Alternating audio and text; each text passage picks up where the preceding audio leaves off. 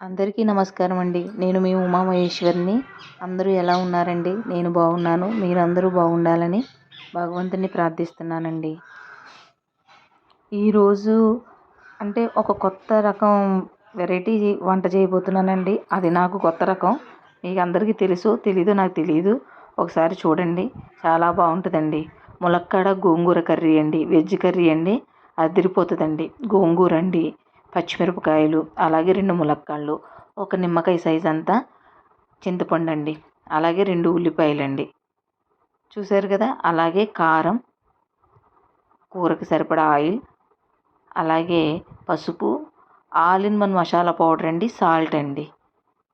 ఇవి కావాల్సిన పదార్థాలండి. All in one masala powder మన వీడియోస్లో ఉంటుంది, చూడండి. చూసారు కదండి. మరొక్కసారి చూడండి. ఈ కర్రీ చాలా చాలా బాగుంటుందండి. ట్రై చేయండి.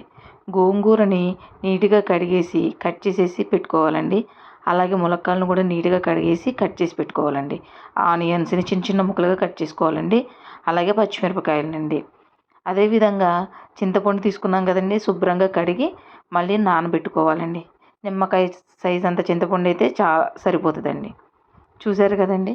గిన్నె పెట్టి ఆయిల్ వేసుకుందామండి. కొంచెం ఆయిల్ వేసుకుందాం. దాంట్లో కాస్త పసుపు వేసుకుందామండి. కాస్త పసుపు వేసుకుని ఈ గోంగూరని కడిగి పెట్టుకున్నాం కదండి, దాన్ని వేపుకోవాలండి. కొంచెం వాటరీగా ఉంటే, చూసారా, దూరంగా వెళ్ళిపోయాను. అది వేపుకోవాలండి.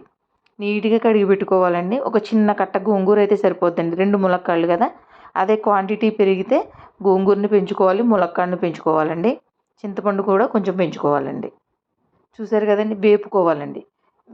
ఆయిల్లో ఫ్రై చేసి, అంటే గోంగూర ఉడకాలి, ఉడికిన స్మెల్ రావాలి, అలా అని మాడిపోకూడదు.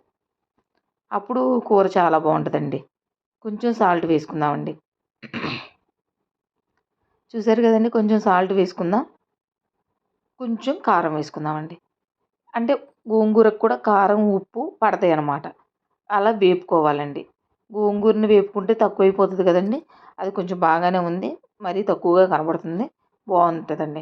ఈ గోంగూర కర్రీ అదిరిపోతుందండి. గోంగూర ములక్కాడ కర్రీ బాగా వేపుకున్న తర్వాత ఉడుకుతుంది, గోంగూర స్మెల్ వస్తున్న టైంలో ఆయిల్ కొంచెం పైకి వచ్చినప్పుడు ఆ గోంగూరని తీసి పక్కన పెట్టుకుందామండి.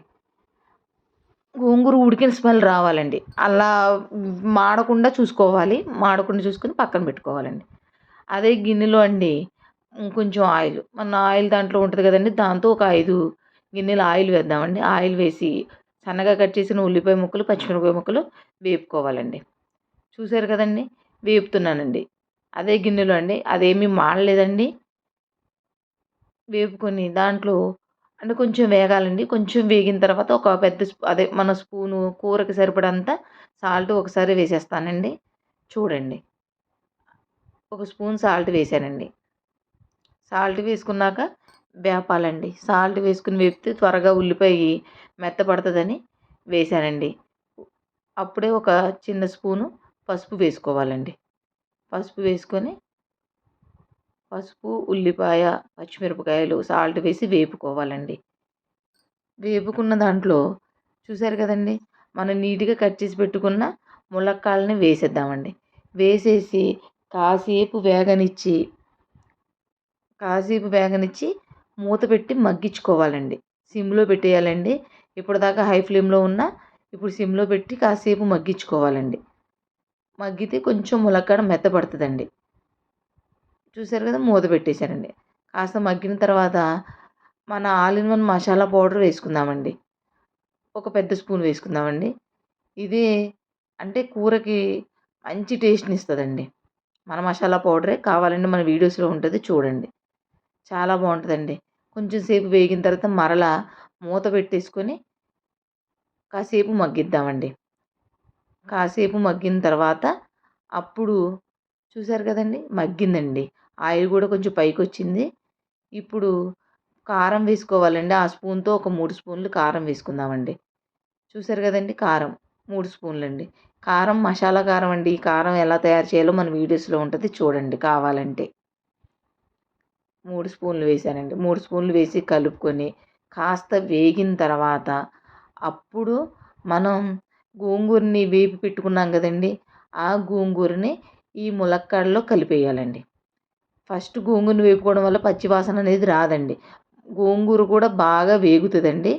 గోంగూర స్మెల్ అంటే గోంగూర దాని ఫ్లేవర్ కూడా మంచిగా తెలుస్తుందండి మనకి. చూసారు కదా! ఈ గోంగూరను వేసి కలిపేసుకుందామండి. బాగా కలుపుకోవాలండి అన్ని వైపులకి. కలుపుకున్నాక చూసారా బాగా కలపాలండి. అన్ని వైపులకి వెళ్ళాలండి గోంగూర. కలిపేసిన తర్వాత చూసారా ఎలా ఉందో? కొంచెం వాటర్ వేసుకుందామండి. ఒక చిన్నగా అంటే ఒక 50 ఎంఎల్ వాటర్ వేసుకుందాం. వాటర్ వేసుకొని ఉడకనిద్దామండి. అంటే మనం చింతపండు నానబెట్టుకున్నాం కదండీ! ఆ చింతపండు రసం తీసుకుందాం ఇంత లోపలికి. అది నిమ్మకాయ సైజ్ అంత చింతపండు తీసుకున్నాం కదండీ! దాన్ని 150 ఎంఎల్ వాటర్ వేసుకోవాలండి.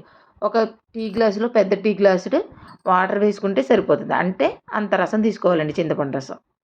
ఆ చింతపండు రసం వేసేసి దగ్గరగా ఉడకనిస్తే కూర అదిరిపోతుందండి. అస్సలు మామూలుగా ఉండదనమాట.